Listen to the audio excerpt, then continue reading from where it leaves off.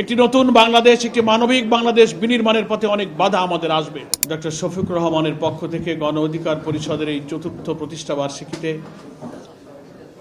আমাদের আন্তরিক শুভেচ্ছা এবং অভিনন্দন জানাবার জন্যই আমরা আজকের এই অনুষ্ঠানে উপস্থিত হয়েছি। আসলে প্রতিষ্ঠা বার্ষিকীর অনুষ্ঠান এটা খুব একটা আলোচনা, কোনো বিষয়ভিত্তিক বক্তব্য, কোনো এজেন্ডা, কোনো সাবজেক্ট নয়, শুভেচ্ছা জানাবার একটা আনুষ্ঠানিকতা মাত্র। প্রত্যেকেরই রাজনৈতিক কর্মী হিসেবে আমাদের প্রতিদিনের যে ব্যস্ততম শিডিউল, সে কারণে আমিও খানিকটা ক্রমধারা লঙ্ঘন করে আগেই শুভেচ্ছা জানাবার জন্য অনুরোধ করেছিলাম। সুযোগ পেতে সে সুযোগ দেওয়ার জন্য আমি কৃতজ্ঞতা জানাচ্ছি। আমার প্রথম কথা হলো, যেটা আমি শুরুতেই বলেছি, এদেশের মানুষ জানে গণ অধিকার পরিষদ ছাত্র সমাজের একটি মৌলিক অধিকার আদায়ের সংগ্রামের মধ্য দিয়েই প্রতিষ্ঠিত হয় একটি রাজনৈতিক দল, এবং এই দলের যিনি সভাপতি, এদেশের মানুষ জানে সে অধিকার আদায় করতে গিয়ে ছাত্র জীবন থেকেই তার উপরে যে নিষ্ঠুর নির্যাতন চলেছে, অস্বাভাবিক।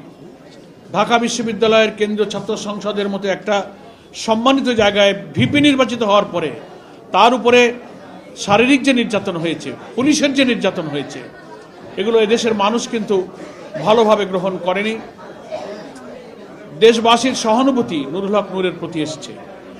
পুলিশ তার উপরে নির্যাতন করেছে।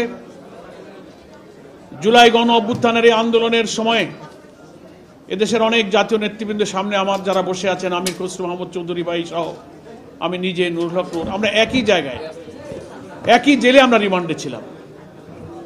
সেসব ভয়াবহ নিষ্ঠুর নির্যাতনের যেসব দৃশ্য আমরা চোখে দেখেছি, নুরুর শারীরিক যে অসুস্থতা, যে অবস্থা, তা দেখলে আসলে ধৈর্য ধরা খুব কঠিন। ফ্যাসিবাদী কর্তৃত্ববাদী শাসকের পেটোয়া পুলিশ বাহিনী যে শিক্ষিত ছাত্র সমাজের এই বরেণ্য নেতৃত্বের উপরে এইভাবে নির্যাতন চালাতে পারে, এটা সভ্যতার একটি বিপর্যয় বলে আমি মনে করি। তারপর ফ্যাসিবাদের বিদায়ের জন্য আমরা যে লড়াই করলাম, আমরা ভেবেছিলাম একটি জাতীয় নির্বাচনের মধ্য দিয়ে জনগণের নির্বাচিত প্রতিনিধির হাতে ক্ষমতা হস্তান্তর হলে একটা নতুন বাংলাদেশের স্বপ্ন আমাদের পূরণ হবে, সুশাসন পাবো, বাধাহীন পরিবেশে, গণতান্ত্রিক পরিবেশে রাজনৈতিক দল, সাংবাদিকরা তার মত প্রকাশের সুযোগ পাবে, রাজনীতি করার সুযোগ পাবে, ছাত্র সংগঠন অবাধ বাধাহীন পরিবেশে গণতান্ত্রিক পরিবেশ তারা ভোগ করবে। কিন্তু বিস্ময়ের ব্যাপার, অতি সম্প্রতি এই নুরুল হক নূরের উপরে আবার কিভাবে ফ্যাসিবাদ মুক্ত একটা সমাজে আবার যে নির্যাতন করা হয়েছে, সেটা জাতি বিস্মিত হয়েছে, স্তম্ভিত হয়েছে। সে অসুস্থ, তার চলাফেরা হাঁটতে দেখলেই বোঝা যায় যে স্বাভাবিক সে নয়। দেশের বাইরে সে চিকিৎসা নিয়ে এসেছে। আমরা বাংলাদেশ জামাত ইসলামের পক্ষ থেকে তার সুস্থতা, সুস্বাস্থ্য কামনা করি, এবং এই মজলুম নেতারকে ঘিরে গণ অধিকার পরিষদের মূল সংগঠন, অঙ্গ সংগঠন, পার্শ্ব সংগঠনের বিপ্লবী কর্মীরা যেভাবে এই সংগঠনের অকুতোভয় অগ্রযাত্রাকে অব্যাহত রেখেছেন, জামাত ইসলামীর পক্ষ থেকে আমি তাদেরকে আন্তরিক ধন্যবাদ জানাই।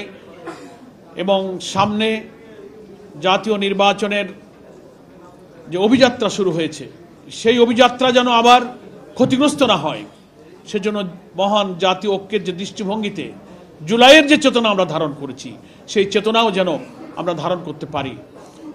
অনেক পরাশক্তি দেশে এবং ভেতরের নানান এজেন্সি ক্রিয়াশীল হবে।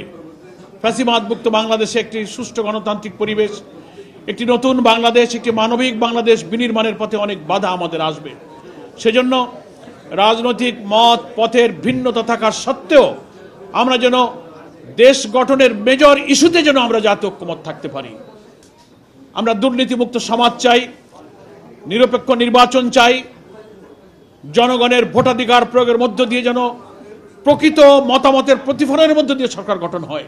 এইসব ব্যাপারে তো আমাদের রাজনৈতিক দলের মধ্যে কোনো ভিন্ন মত নেই। অনেক ন্যাশনাল ইস্যুতে আমরা ঐক্যমত্য থাকলে আশা করি দেশ গঠনে আমাদের পরাশক্তি এবং অভ্যন্তরীণ শক্তি প্রতিবন্ধক হতে পারবে না।